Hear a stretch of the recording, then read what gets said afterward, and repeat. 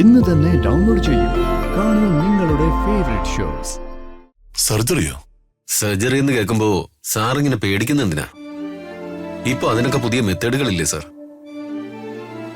Sir അതിനുവേണ്ടി ഒന്ന് ഒരുങ്ങിയാൽ മാത്രം മതി. എല്ലാ പ്രോഗ്രാമുകളും മാറ്റിവെക്കണം. ഒരു 3 മാസം റെസ്റ്റ് വേണ്ടിവരും. അങ്ങനെയാണെങ്കിൽ സാറിനത് എന്നോട് തുറന്നു പറഞ്ഞാ പോരെ? അങ്ങനല്ല, ലേറ്റായി. നീ വരുന്നുണ്ടോ ശേരാ? ശരി.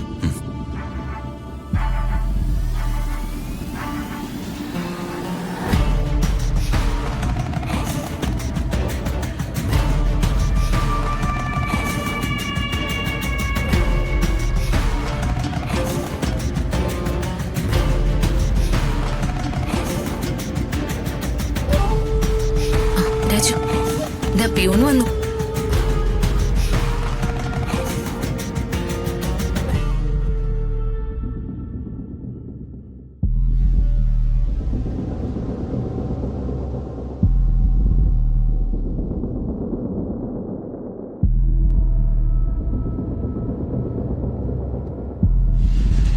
ഏട്ടാ,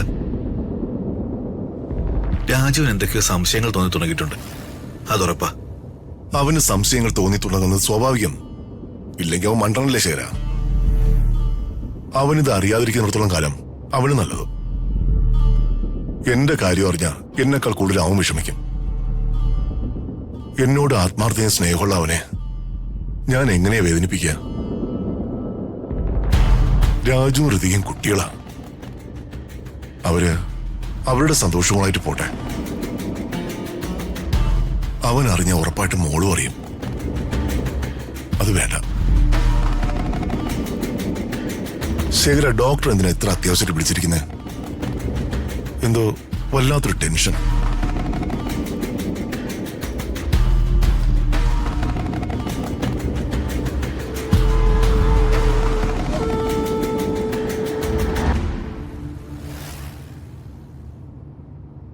ഋതു, ഇവനിട്ടൊരു പണി കൊടുക്കണ്ടേ? കൊടുക്കാം.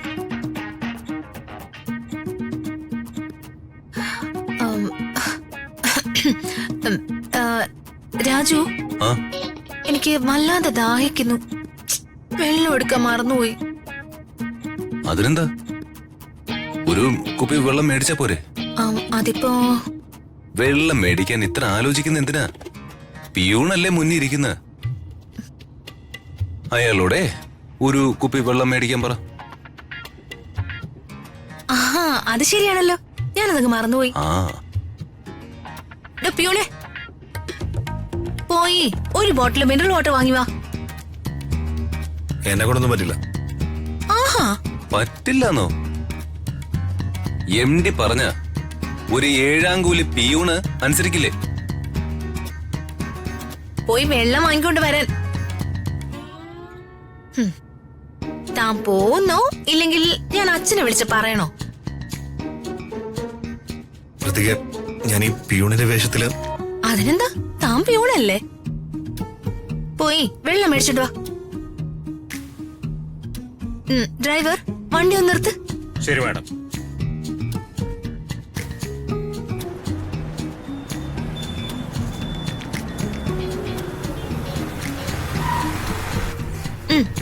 പോയിട്ട് വാ.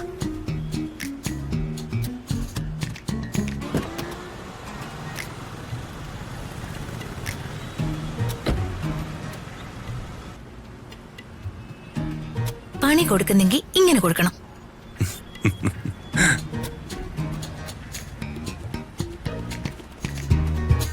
ഒരു മിനറൽ വാട്ടർ.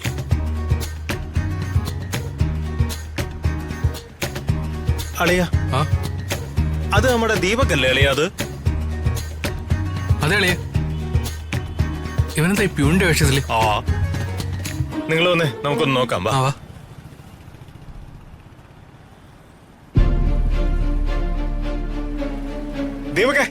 ദീപകെ നിക്ക്. എന്താ അളിയ ഇത്? നീ കമ്പനിയിലെ പിയൂണായോ?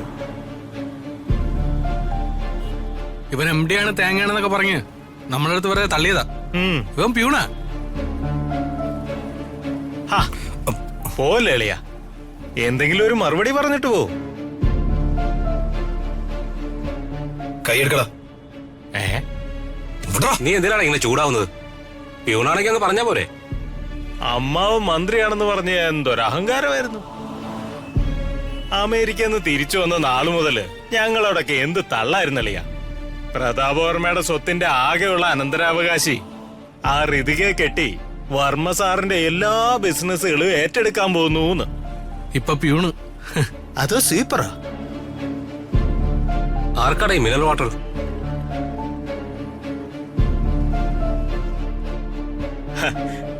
വിശാലേ, ദോ ഇവനാ ഋതികേടൻ രാജുവിന്റെ പ്യൂണാ ഇപ്പോ.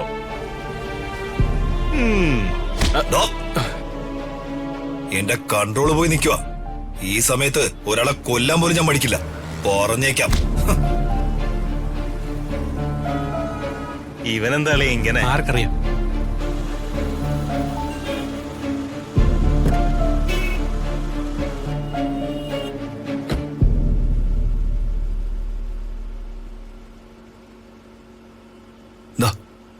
ബാക്കി താൻ വെച്ചോ, അത് ടിപ്പല്ലേ.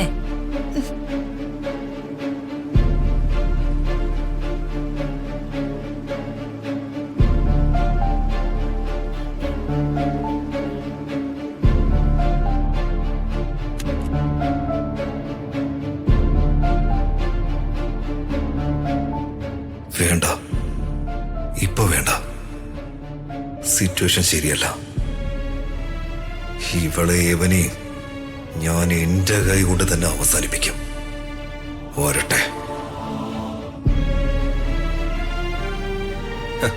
എന്താടോ പിയൂണെ താനൊന്നും മിണ്ടാത്ത? ദേഷ്യം വരുന്നുണ്ടോ? ദേഷ്യം വരുന്നുണ്ടെങ്കിലേ വല്ല ഇരുമ്പ് കമ്പിയോ ഇഷ്ടികയോ എടുത്ത് കയ്യിൽ പിടിക്ക, എന്നിട്ട് ഞെരിച്ച് പൊടിക്ക.